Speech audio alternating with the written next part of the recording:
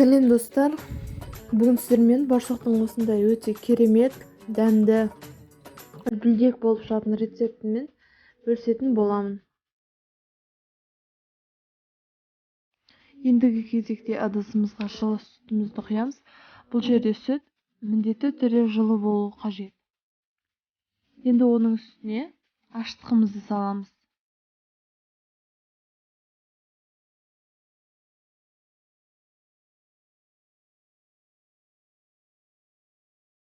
Енді қантымызды, тұзымызды, сұйық майымызды және де қаймақ салып 15 минутқа жылы жерге бетін жауып қойып қоямыз. Жылы жерге қоймас бұрын барлығын жақсылап араластырып аламыз, тұзы мен қанты ерігенше.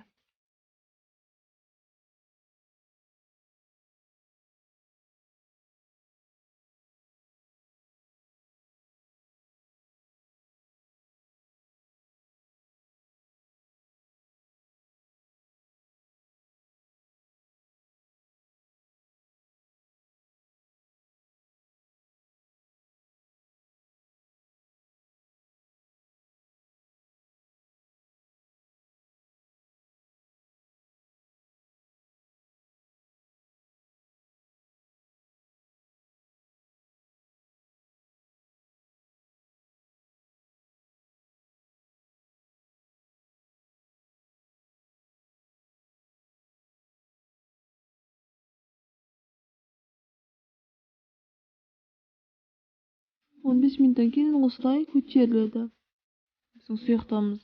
Оның үстінен ұнымызды міндетті түрде ситадан өткізсек, бауырсағымыз әдемі болып көтеріледі, жұмсақ болады.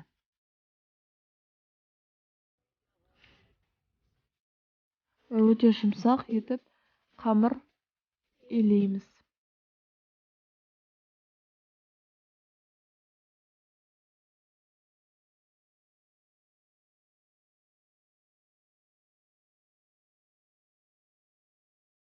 Егер де отбасыларыңыз үлкен болатын болса, бұл рецептіні 2-3 есе көбейтіп жасасаңыздар болады.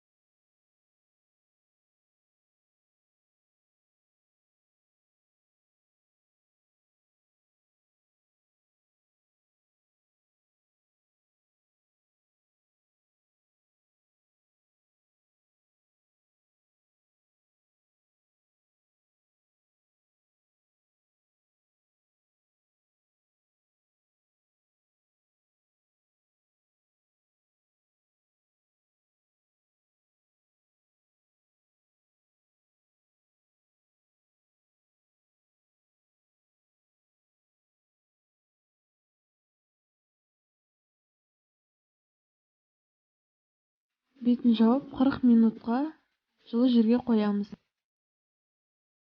40 минуттан кейін мен бетіне кішкене май құйып, қолмен үстін басып шығамын. Одан соң басып болған соң бетін жауып, тағы да 40 минутқа қоямын. Мінекей қамырымызды дайын болған соң жайып, осылай домалақ формада пісіретін боламыз. Сіздер өздеріңіз қалаған ромбик формасында пісірсеңіздер де болады.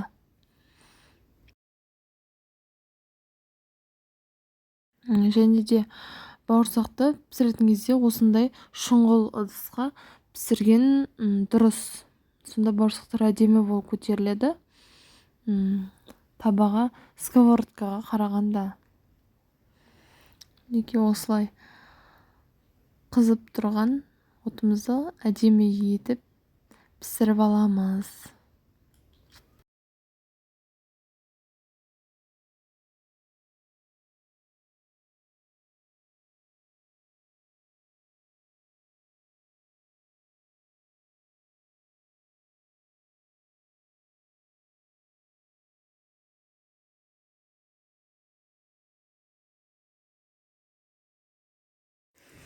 Және де менің каналыма лүпіл басып, тіркеліп, қоңыраушаның үстін басуды ұмытпаңыздар.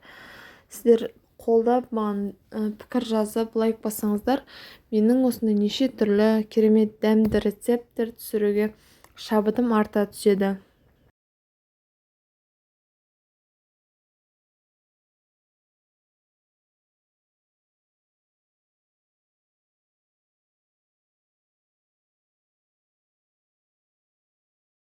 Сіздермен болған меруерт ас болсын. Достарыңызбен бөлісуді ұмытпаңыздар.